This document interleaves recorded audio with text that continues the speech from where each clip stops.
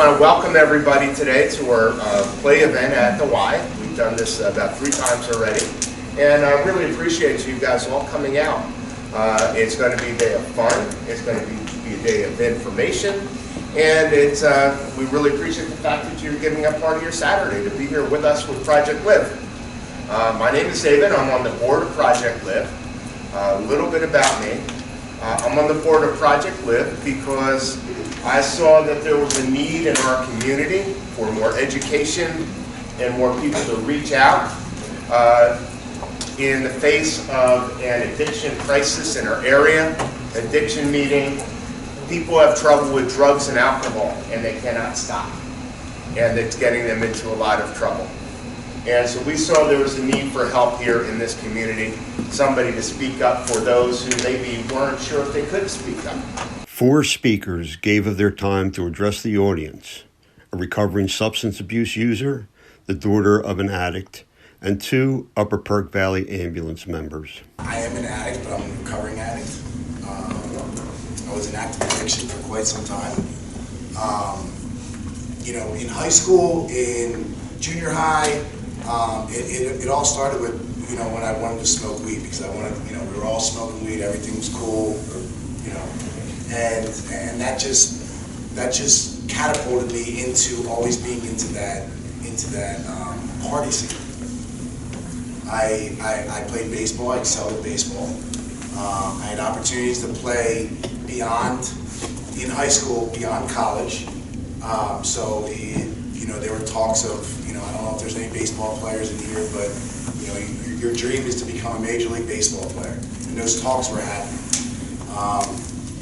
I got my teeth knocked out with baseball at practice, so I was put on opiates, pain medication, and that's really when it all went downhill. It was something at the time I was in pain, but over time I did it because I became addicted to it. It was just, it's one of those things where it just kept snowballing. And at that time it was like, okay, we're at a party, let's sneak around, let's smoke some weed, and then now it's in the pills. Once I got into college, it was drinking. And the pills never left. My parents were divorced when I was 2. My father was a heroin addict. I didn't have much relationship with him pretty much my whole life, in and out little bits, but kind of in a way he did me a favor by just not being around. But I was mostly raised by my mother, who was also abused alcohol and prescription drugs and all kinds of other things along the way. And so it was super complicated to live that way. So anyway, I had aunts and uncles who I lived with often. So when I was in 5th grade, I left living with her, and I was living with various aunts and uncles, and they gave me a great life. Moved back in with her in middle school because she was just always an addict, but sometimes sober and sometimes not. So for a couple of years in middle school and in the very beginning of high school, I lived with her, and then she wasn't sober anymore. So I moved out when I was 17, and I worked full-time and went to high school full-time and put myself through college and got a great job and worked a corporate job and got married and started a family and continued to have a super complicated relationship with my mother, who struggled.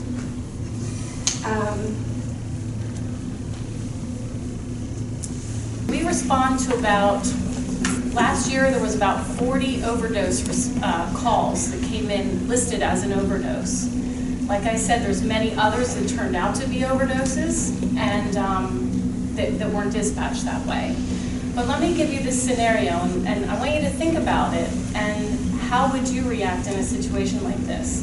So our pagers go off, we get dispatched to an overdose, say a 16-year-old, possible heroin. It comes in as all different things. Sometimes we don't get much notes on it. There's not many notes. We don't know what it is. But this one, possible heroin. As we get to the door, we have a frantic parent meeting us at the door, screaming and crying. Do something, he's in there. Do something, can't you help them? You know, they're not breathing. There's CPR in there. Please save them. Please don't let them die. We hear all kinds of things. I've had another child. I just lost a child. I can't lose two. We have siblings. We have young kids like you in another room wanting to know what's going on with their brother or sister. I was captive to this world and this life that I desperately wanted to get out of, and I couldn't get out of it. I was stuck, right?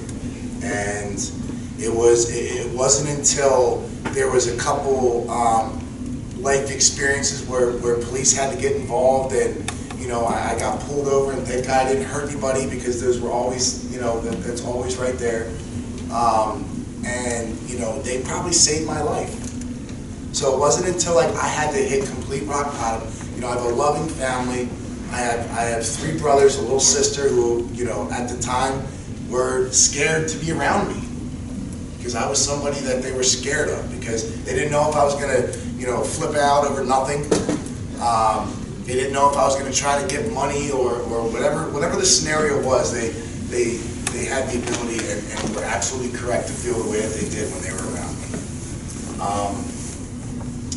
So I had to go through those tough times, as far as getting in trouble, constantly being go to jail, lose all my friends, get kicked out of my house. Basically everything, you name it, it happened, and I deserved every little bit of it. But I knew deep down that that wasn't the person who I was. You know what I mean? I was caught in active addiction, and I have a wonderful family, wonderful support system, and I was becoming this person that my parents tried so hard to train me not to be, and I was becoming that person. You can always make different choices, and I always did, and she chose to not. She ended up pretty much spending an entire life struggling with addiction until she passed away 2 years ago. And it was really a direct result of that struggle, that lifetime of struggle. And she really missed out so much. And I know that now because I have 4 children, and I see what life's supposed to be like. Drugs don't only, drugs do all different things to you. They alter your mind, make you, make unclear decisions. I'm sure you've heard this many times, and not only do they affect your mind, we go out there a lot of times with the drugs we see, it stops their breathing. So you can only go so long before your heart stops beating then. Once, it doesn't only affect those 2 organs. People end up, depending on what type of drug they took, could end up damaging their liver, kidneys. So you end up with, it affects lots of things. My mother was an addict. She abused drugs of many kinds and alcohol for her entire adult life. She suffered from depression and bipolar, and I'd say a good dose of narcissism. Not sure which came first, really, the drugs or the mental illness. Not sure which to thank for the other, but regardless, she suffered her entire life. She died 2 years ago as a result of the life she kept choosing over and over and over again, until eventually her luck simply ran out. It was ugly and complicated and a roller coaster to be her daughter. It was up to me, I have something wrong in my brain where I don't know when to shut it off. I don't know when to turn it off. I can't go out and socially have a couple drinks. I can't do it because I don't know when to stop. And it just snowballs. And I wish that at the time when I was going through whatever it was I was going through, or whatever pain that I was feeling, that I just opened my mouth and talked to somebody, like my baseball coach, or my friend, or my neighbor, or anything like that. Because it could have been a completely different ballgame. But yeah, it starts out like this social thing, and I'll tell you what, it ends up the most lonely. I mean, when my mother died, it was the loneliest. Yeah, it's awful. And I'm sure these people that, these calls that you make, it's the same. I'm a firm believer in God, and I just didn't throw my hands up knowing that I had no control over drugs and alcohol. So it was like, I went out and I eliminated like pills. Like I felt like I was doing okay with pills because I was drinking every night. So it was just, it wasn't, I didn't surrender fully and just say, I'm gonna turn my will over, I can't do it, somebody guide me please. And it wasn't until May 22nd of 2013 is when I fully surrendered. And it's even more difficult for grown-ups to talk to kids about this stuff, because it's hard for anybody to understand what it's like to be stuck in addiction. Just ask for help, because you have more help that could be there to support you and help you with anything. Because again, and the motto with Project Live is you're not alone. You're not alone. I would not be here today if I did this by myself, because I didn't. I had an army to help me.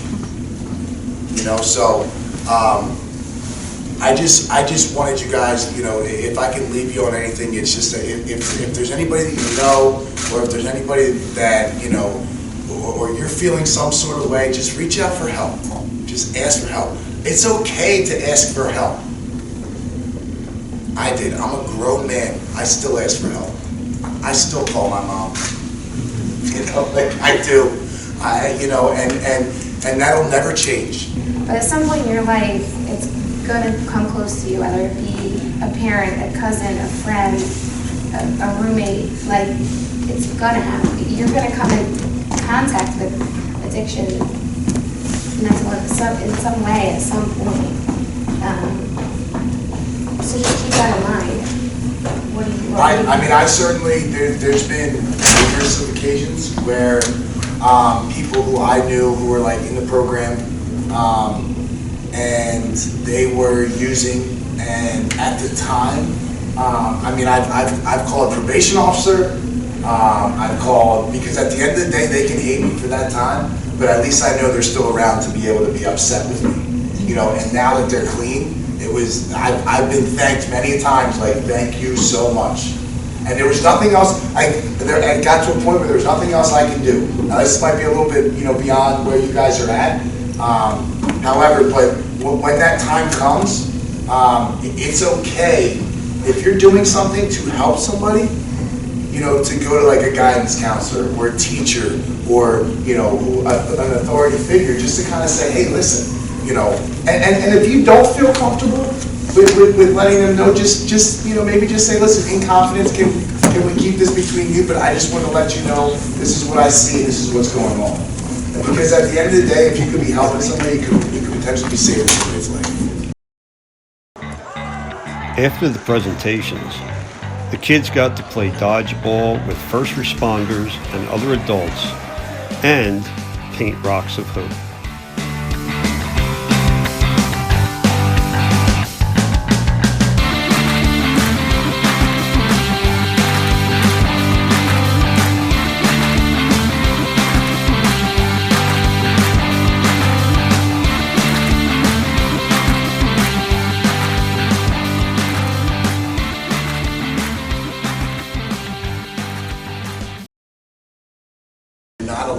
You're not alone.